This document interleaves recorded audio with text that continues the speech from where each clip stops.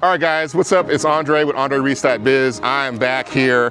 Like I said, I was trying to do the topic on my last CycleCast, just trying to cover the Supreme Court and what happened in about 17 minutes or so. It's not going to be enough time, so I went ahead and cut that video short, and I'm going to go ahead and just spend the time here talking about the Supreme Court topic with you guys. So let's go ahead and jump into it right now without any further ado. So the topic on this one here is this particular video is just dedicated only to the Supreme Court and what has recently happened. So there's been a number of different controversial decisions that have come down. Most recently, the Voters' Right Act. There was also one recently regarding women's rights and abortion and all that. And I think the thing we got to look at here is the Supreme Court and what happened, and kind of look at this kind of in a failure analysis kind of a way.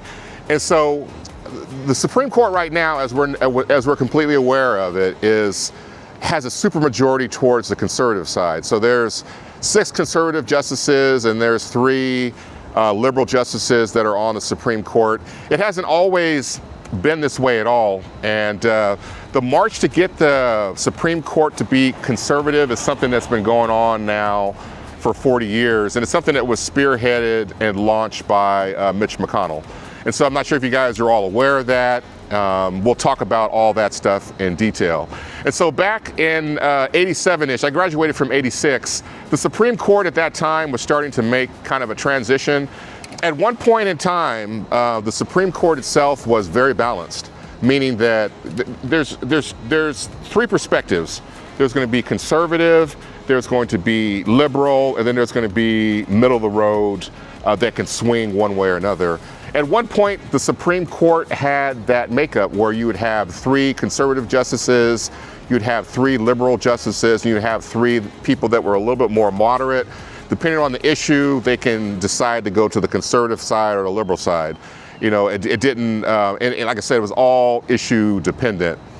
And so there was a point in 1987 where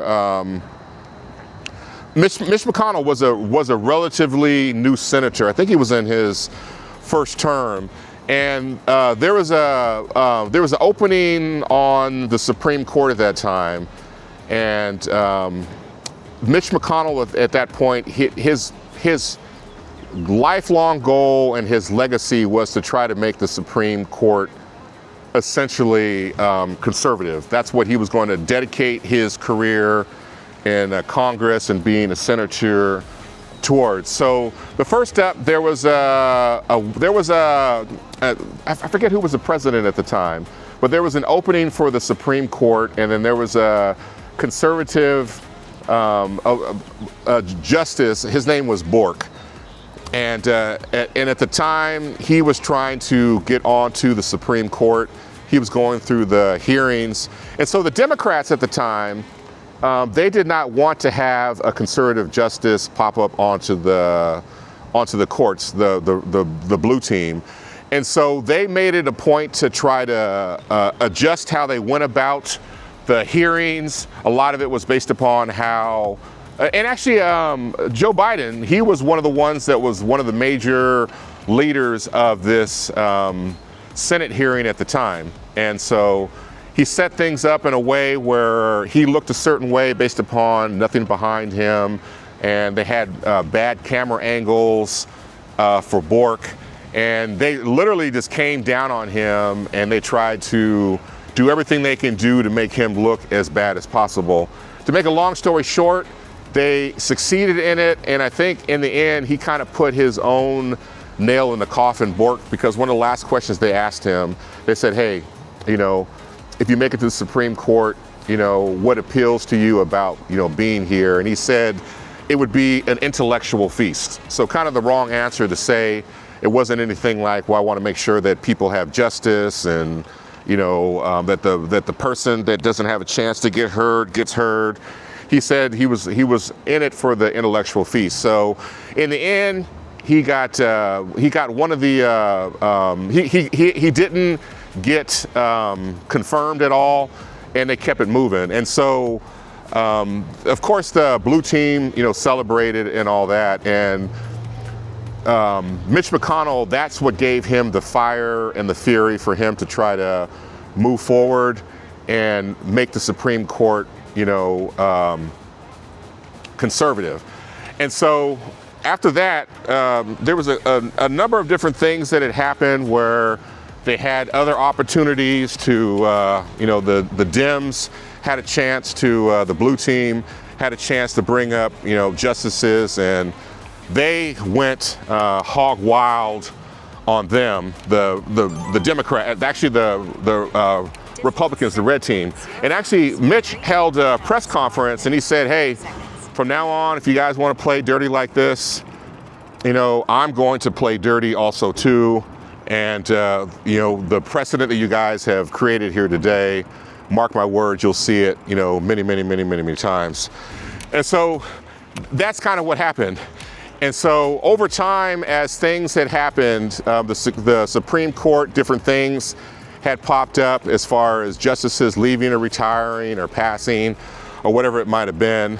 And he was always there to be as hardcore as possible to try to make sure that in the end, what he was after and what he was trying to do was going to happen. And because of what happened to Bork, it actually became a term that's in the lexicon and the dictionary now about being borked, where you're essentially made a spectacle of and, almost like disemboweled in a way, and it's done at a public level. And so that's essentially what McConnell had bowed himself to do, And kind of fast forward a little bit, over the years, things started to really divide away from being very balanced, with the 3-3-3 leaning more towards, more liberal or more conservative people that would be ultimately on the Supreme Court. All good, it's all part of the process. That's just what they actually end up doing. And so as they continued on over the years, there was a number of different things that have happened that were kind of failures in the process. And if they had happened differently, the majority that we have in the Supreme Court right now would not have taken place. And so there was a couple of failures that took place. There was a point where Justice Scalia had passed, and I think it was like the last 14 months of Obama's term. They weren't able to confirm a new liberal-leaning justice, and there was a lot of roadblocks that were put up. They weren't able to push it through. And so in the end, Obama's pick for confirmation timed out, and then Trump came into office. Then he went ahead and he replaced one of the justices that had passed Scalia. He ended up replacing him with a conservative person on the court. And I think the only other thing that was a significant failure that took place was, Ruth Bader Ginsburg, she had been a pillar of the Supreme Court, definitely leaned a lot towards the left, completely. She had gone through a number of different medical cancer situations. And during her time while she was on the court, Obama was in office roughly for about 18 months or so. Actually, Obama was in office for 2 terms, and I believe he had a conversation with her, and because this is something that she had talked about also as well, but she felt that at that time that she was doing well, and there was no chance, there wasn't any reasonable chance of her not being able to stay long-term onto the Supreme Court, that she had beat the illness and the sicknesses that she had, and she was in it for the long haul, and essentially nobody else would be able to replace her and be able to do the work at the level that she did. So unfortunately, she ended up passing during Trump's, She ended up passing during Trump's first term, and he replaced her with a conservative justice. And then along the way, there was some other issues that ended up happening and taking place. And so ultimately, in the end, we're looking at a conservative Supreme Court. So ultimately, you know, what Mitch McConnell set out to do for his career, his legacy, it happened. And there was a couple times where things could have been slightly different in the way that they played out. One is if they were able to get Ginsburg to retire early and replace her during Obama's presidency, that would have been something that would have definitely benefited the left-leaning side of the Supreme Court. And then also if there was a way that Obama could have pushed through his nomination for Supreme Court. And I know McConnell at the time, he was playing hardball, and he was like, you know, we're going to wait until the next administration. And I think they felt that after Obama came and went, that Hillary was going to be in, so everything would be fine. I don't think they expected Trump to be able to come into office and take over and be able to fix the nomination, but that might have been something that they would have pushed a little bit harder, been a little bit more political, and try to exercise all the different avenues that were possible to them. The mix of the Supreme Court would have definitely had been different than it is right now. So here we are. The Supreme Court is, like I said, it's been a 40-year journey now for Mitch McConnell to try to push hard to get things to where they are. And so when it comes down to local stuff that may happen in your city or town, that stuff is not likely going to go to the Supreme Court. So whatever happens locally is decided is what happens.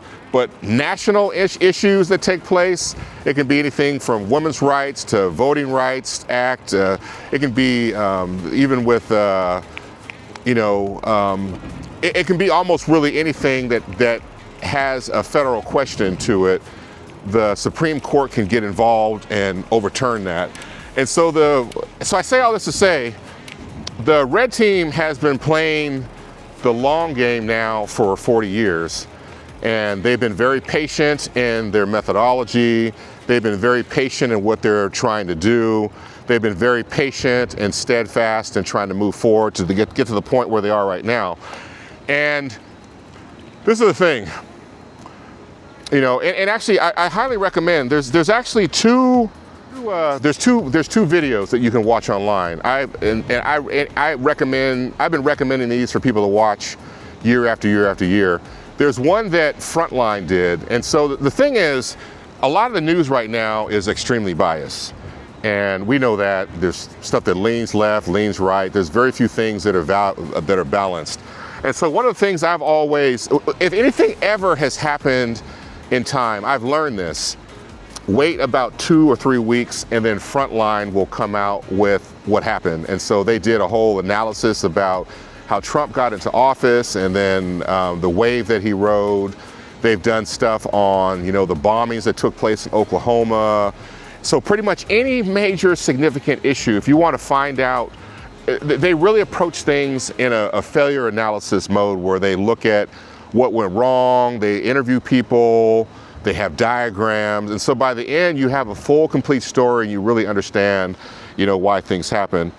And so they did, I think this was back in 2019 or 18, they did an expose on Mitch McConnell, and it was called Supreme Court Revenge. Look it up, you Google it, go to Frontline and watch it for yourself. It's about 50 minutes long. And it talks about the path that he took and what the conservatives did when they wanted to try to make the Supreme Court conservative, and all the issues and effort and leverage that they put into the problem and trying to solve it. It's all right there, you know.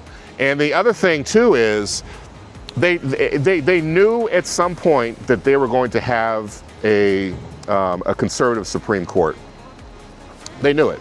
And so that's what they had been working for. So in the meantime, simultaneously, what ended up happening was when the Supreme Court finally was conservative, they took up the Roe v. Wade issue, and they struck it down, and so not a surprise that happened. I think a lot of people were absolutely surprised about that. And then I think the thing that people were devastated by was the moment that Roe v. Wade was struck down, that there were all these trigger laws that had popped up in states all over the United States that were essentially banning the woman's right issue, and they didn't know where it came from. And so what happened was, roughly about 30 years ago or so, there was a group called Alliance Defending Freedom.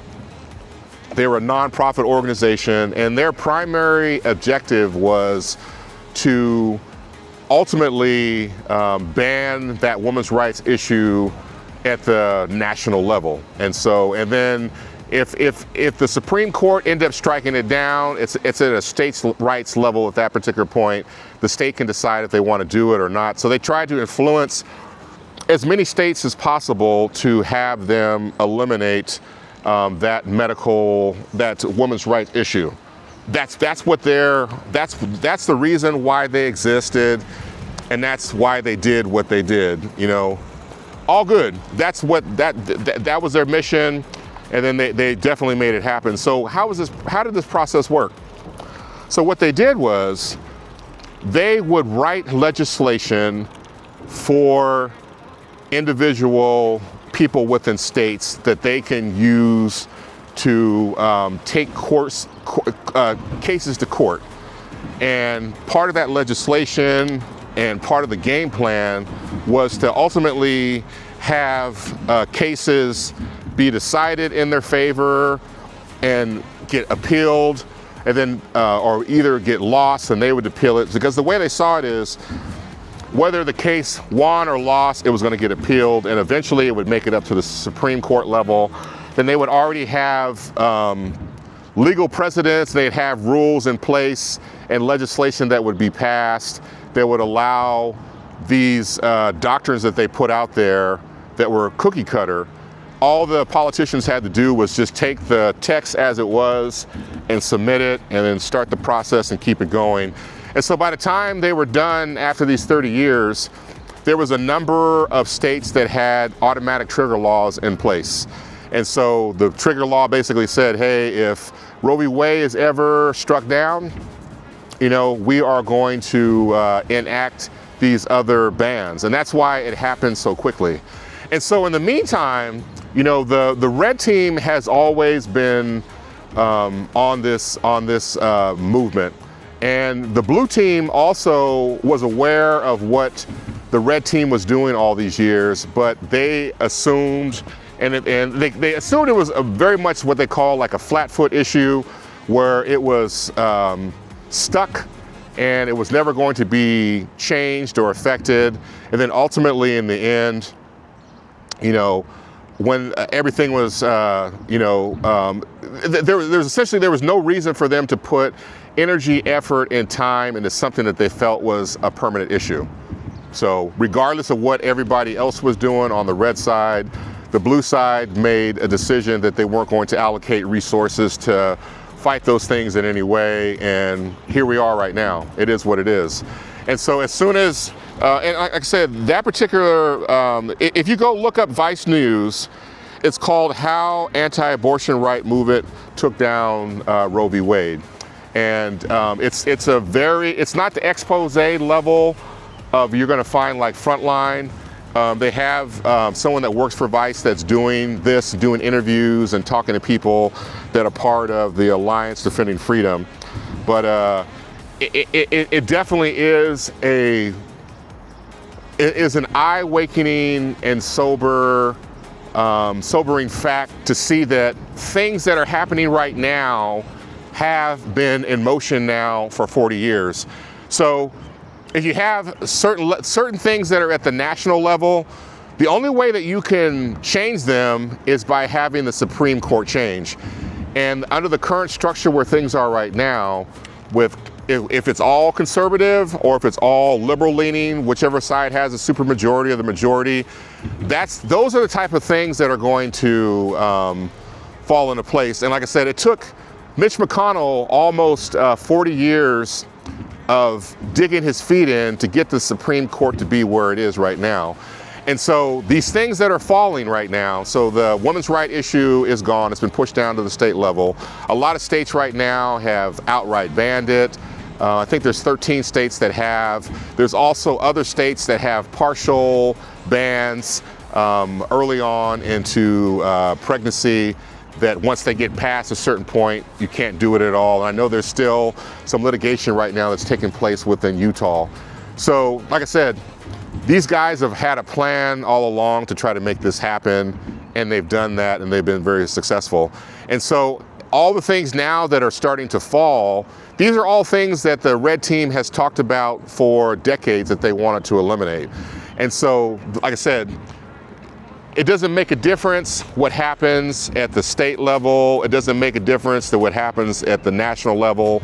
If Trump or somebody else in office decides that they want to throw out something, then what they want to have happen is they want the stuff to go to the Supreme Court. That way they can make the final decision. And once that's done, it's done, and there's nothing that anybody can do about it. And they've essentially taken the system and turned it inside out and used it on itself. But the main thing is that they've done this, and it's all been part of a plan. It's been wide open. It's been visual. It's something that people can see, that they have seen, and they've made a decision not to do anything about it until it's too late. And so now that we have the supermajority, the part of the Voting Rights Act got struck down. I'm surprised it took that long for it to happen based upon the current structure of things that are in place. And so what is it that we can do right now if you are concerned about these things? And like I said, you have to look at the point of failure in order to find a way to be, in order to be able to create a solution to move forward. And so these things that are going to be struck down, they're near permanent at this particular point. The only way that they are going to become unpermanent is that if the body, soul, and spirit of the Supreme Court changes. And with the Supreme Court right now having their supermajority, I'd say they're easily locked in now for the next 20 to 25 years, if not longer. And the other thing that may happen is there's a couple justices right now that are conservative. There's, what's his name? Clarence Thomas, and there's one other one. They're about the 77, 78 age range. I think what's going to happen is Obama tried to have a conversation with Ginsburg. She didn't want to step down from the Supreme Court. She ended up passing during Trump's term. I think they are conservative enough, and they're going to use their wisdom and wizardry to talk to the current justices that potentially may expire at some point. Something may happen to them. They may age out at some point, and they don't want to risk that supermajority because it took them 40 years to be able to build it. So I think they're going to probably talk to them and have them at some point tap out. Not this year necessarily, maybe sometime in 2027. And then they'll end up replacing them with two other conservative justices. And then at the same time, the Senate right now, not the Democrats, but the red team has the majority, and they don't start to change over until 2028 anyway. So they're going to use that advantage.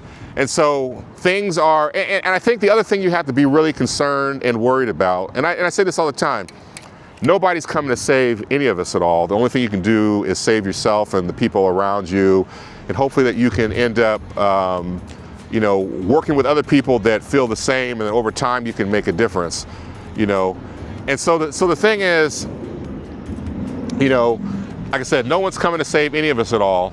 So the only thing that can happen at this point is the blue team is under the current circumstances they have right now, they're going to have to, and I talked about this at the very, very beginning when the red team won this time around for this current election cycle. The blue team is going to really have to seriously do some soul searching and come up with a plan and a program that will put them into office consistently over and over and over for the next 20 plus years, 25 years. That way, you know, and it's got to be a plan that the majority of Americans are happy with, that they're comfortable with, and that people can feel like it's an alternative to what is available now from the red side. If they're not able to ever do that at all, they're never going to make any grounds towards, you know, switching and swinging the Supreme Court. And if any of the justices right now that are on the liberal side, if anything happens to them during Trump's term right now, they're going to be replaced with conservative individuals. And if things continue the way they are right now, there could be a point down the road where the Supreme Court is 9-0 or 8-1 when it comes to being conservative, and one person on there is going to be liberal leaning, you know.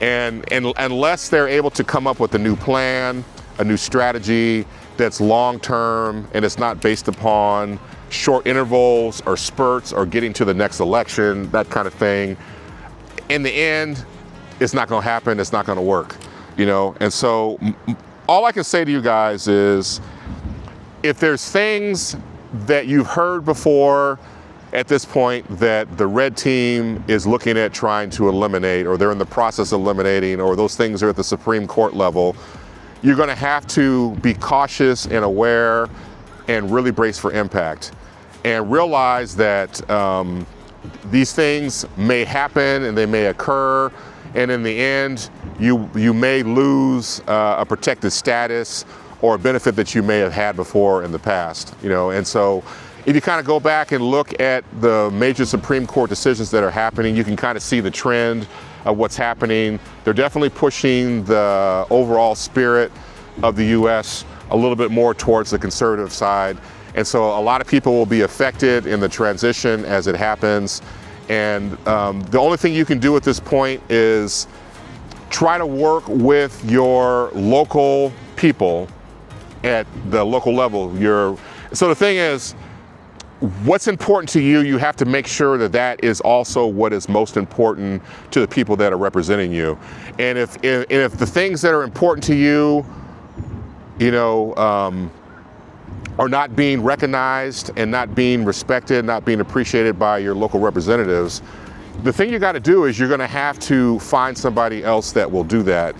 And just because you have something right now on lock and it's been done and you're enjoying the success from it, you know, and you're enjoying the benefit of it, there's no guarantee that it's going to stay, you know. So like I said, right now it's a very, very difficult thing that's happened within the Supreme Court and the decisions that they've made. But like I said, if you understand the history of what's been going on and what's been allowed to happen, where we are right now, it's to be expected. And I'm not shocked in any kind of way. And because, like I said, it's something that's been in motion. And there have been folks in the media that have tried to talk about things, that have tried to discuss these type of things that are coming. Like I said, the good example is the Vice thing that I had mentioned to you guys. What's it called? It's the Vice News, how anti-abortion rights movement took down Roe v. Wade. If you can take a look at that video and watch it, they tell you exactly what the strategy was. If you watch the other one, you know, from Frontline, you know, the Supreme Court Revenge, you'll actually see what's kind of happening there also as well. Everything has been documented and it's available. And so the thing you have to do is, if things really bother you and you're really upset about them, you're going to have to grieve the loss and immediately move forward and try to find a way to get these things back. And you're going to have to work with folks that are around you. You're going to have to work also with local representatives and really key in and pinpoint what people are willing to do for you and what they are going to do from you. And if they're not moving in that direction, you got to replace them and move on to somebody else, because there's not a lot of time here to dilly-dally. Because like I said, the longer things stay the way they are, the more we're going to move towards a super conservative Supreme Court. And and at some point, if it gets to be that level, 50 years, it's going to take 50 years of progress in order to try to, make things different, And so, like I said, I'm not surprised that this has happened, any of this stuff at all. And like I said, if you're affected by any of the things that are being brought in front of the Supreme Court, you're going to have to act now and try to do something to show yourself up and brace for impact, because in the end, nobody's coming to save any of us at all. And we have but ultimately in the end, we have a representative government, and our government that we put into office and voted in office, they need to be people that bends to the will of the people. And if they're not doing that, then you have to kind of cut them loose quickly and kind of move on. And so we are where we are right now. It's going to get worse. It's going to continue to get worse, and brace for impact. And like I said, this has been in the works now for 40 years. And here we are. My brother is not surprised. I've seen the signs on the wall. I've talked to a lot of people around me in my life and said, hey, this is what's happening, what's going on. I don't know how many people I've shared that one video with about the Supreme Court. And I think a lot of people right now, they all know, they're like, hey, what it all comes down to is what the Supreme Court says. And if you can take the time to put people into the Supreme Court and flood all the other courts also as well. And that's another thing that Mitch McConnell did, is that they took approach of not only shooting for the Supreme Court, but they also wanted to also appoint people significantly that were very conservative to all the courts that were at the appellate level, the ones that were within the states and stuff like that. That way, as these things happen and they occurred, they were ultimately going to, be put into their favor. And when it comes down to it, when something goes to court, a win or a loss doesn't make a difference. It gets you one step closer to an appeal. And then win or loss again doesn't make a difference. Because if you win a case, the other side's going to appeal. And then if you lose that side, the other side wins, you can appeal, and eventually you can get to the Supreme Court in the state.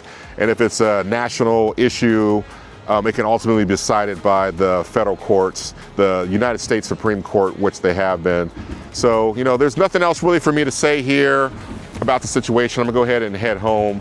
But continue to be vigilant and be aware of your surroundings. Don't take life for granted or for anything around you for granted.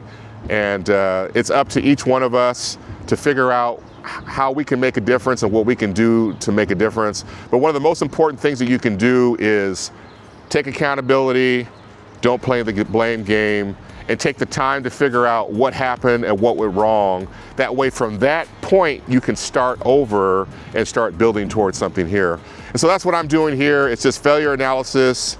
It's not any different than looking at anything else, why a building fell and failed, or why a particular car is not doing very well and crashes.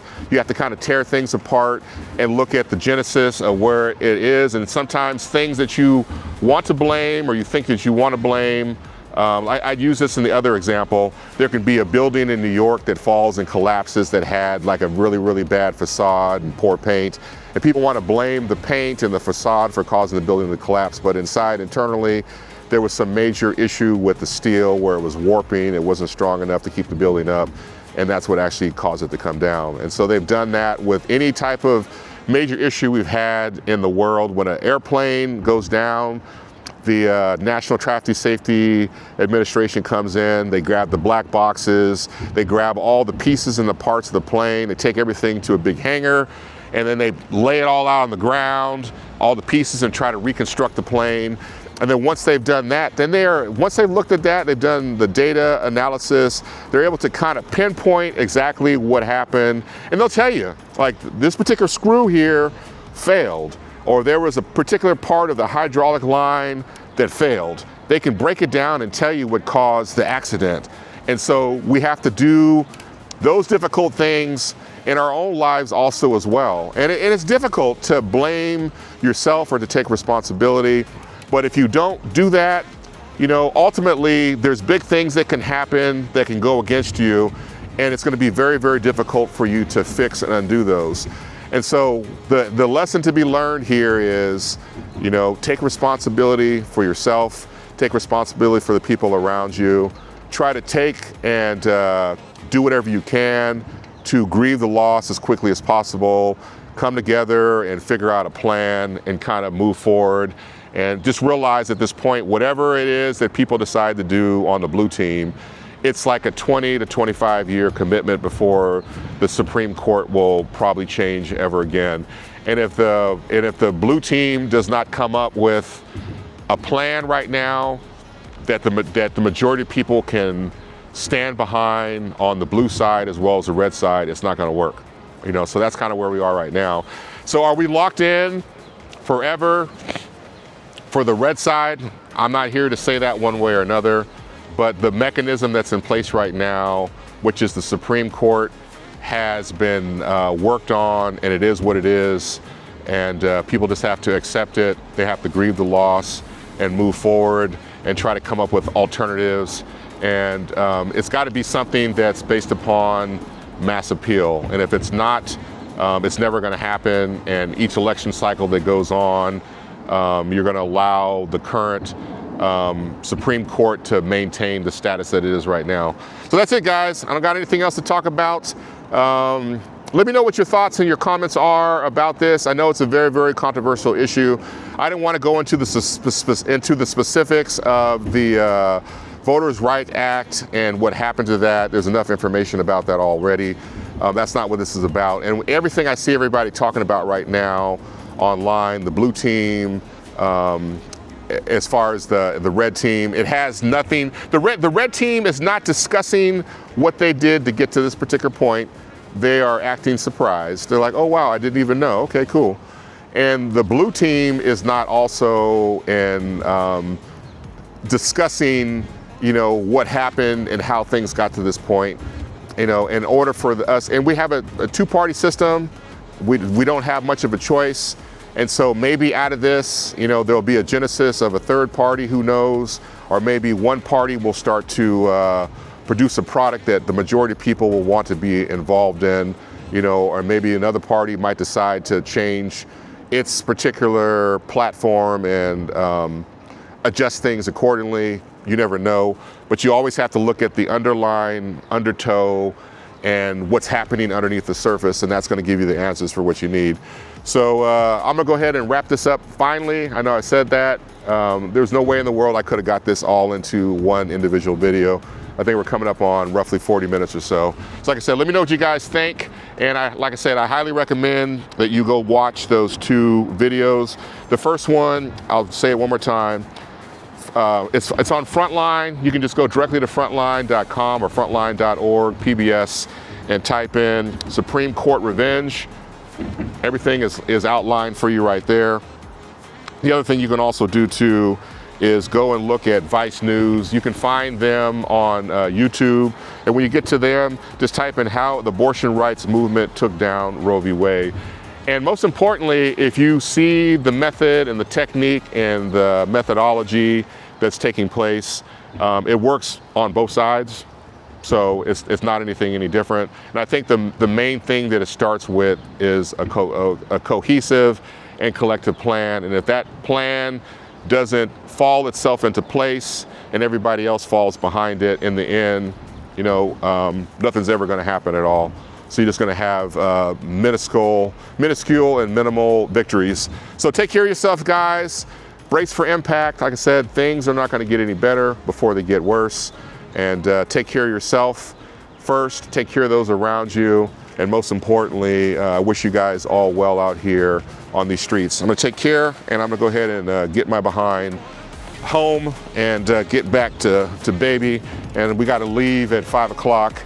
And I think right now it's about 3:54. So I might just let it run, and that way you guys can have a full 1 hour video here. I think I'm up to about 40 minutes or so, 42, 45 with the bumper. And I'm not gonna really say anything at all, but I'll let you guys just enjoy what's happening behind me. It's a beautiful day out here in Richmond, and appreciate you guys as always. Take care. Peace, guys. Oh, peace.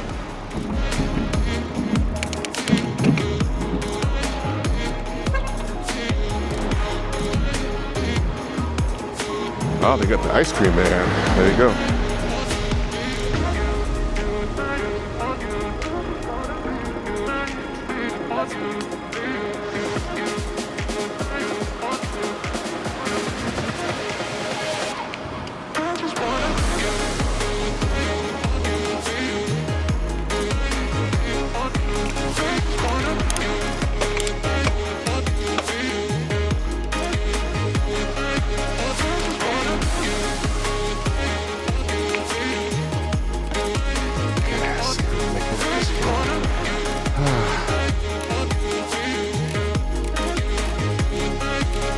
Other bike.